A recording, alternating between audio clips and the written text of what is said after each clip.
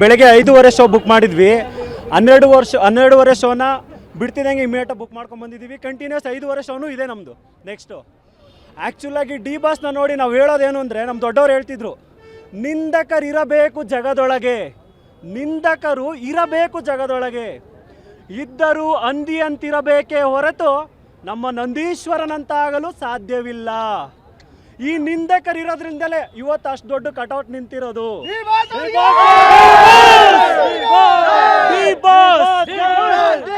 ಕೆಲವರು ಹೇಳ್ತಿದ್ರು ಅವ್ನು ಯಾರೋ ಬಾಸ್ ಅಂತ ಹೇಳಿ.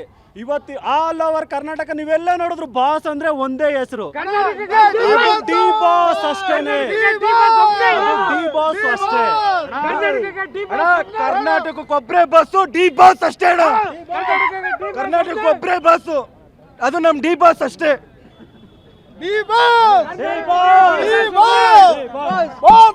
ಇವತ್ತು ಅರಸೀಕೆರೆಯಿಂದ ಬಂದಿದ್ದೀವಿ. 12:30 ಬಾಸ್ ಶೋ ನೋಡ್ಬೇಕು.